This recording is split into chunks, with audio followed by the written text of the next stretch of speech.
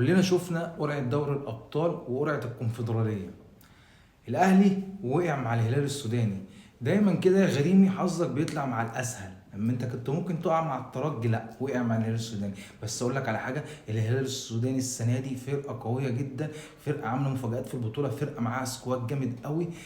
اتفرج على الهلال السوداني، هات ملخص ماتشات الهلال السوداني هتعرف الفرقه دي قد ايه قويه. بس هي المشكله الوحيده ان هتلاعب الاهلي بره السودان، مش هتلعب طبعا في السودان. ملعب الجوهره الزرقاء طبعا كان هيبقى ملعب ده جحيم، ملعب ده مرعب، ملعب ده بيتملي جمهور، بيبقى مرعب. مع قوه الهلال السوداني كان الماتش يبقى اصعب بكتير قوي عن الاهلي.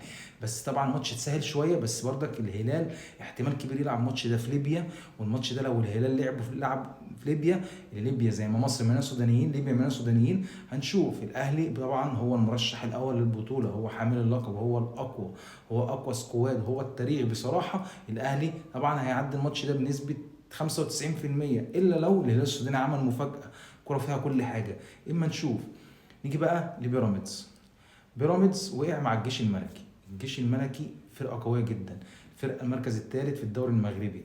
فرقه طبعا بيراميدز سكوادها اقوى بكتير، وبيراميدز انا ارشحها ان هي تعدي. بس المشكله الوحيده ان هي فرقه جيش الملكي على ارضها فرقه مرعبه، ملعبها ضيق، ملعبها ما فيهوش تراك، ان الجمهور قريب قوي من الملعب. وبيراميدز دايما مشكلته ان هو ما عندوش ظهير جماهيري، واللعيبه دايما بتاعتها بتلعب بيعتبر بدون جمهور.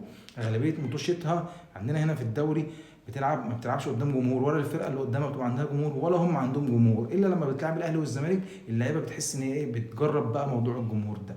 رغم ان هي لعيبه برضك بتاع بيراميدز عندها خبرات، ولاعيبه لعبت قدام جماهير، كانت لعيبه بتلعب في الزمالك او في الاهلي او محترفه من بره. بس دي مشكله بيراميدز. بيراميدز السنه دي قوي قوي، والوحيد اللي مديها الروح بتاعه الجماهير المدرب بتاعها يوريزيتش، بصراحه عمل لهم حماس رهيب. نيجي بقى لحته الكريس بتاعتنا، نادي الزمالك. الزمالك بقى وقع مع الفريق الجنوب افريقي اللي اسمه سانت بوليتش اسمه غريب كده. الفرقه دي مش معروفه في جنوب افريقيا، اول مره نسمع عنها اصلا. دايما كنا بنسمع عن اورلاندو بايرتس، عن سان داونز، انما الفرقه دي اول مره نسمع عنها. اما نشوف الزمالك طبعا مرشح حامل اللقب.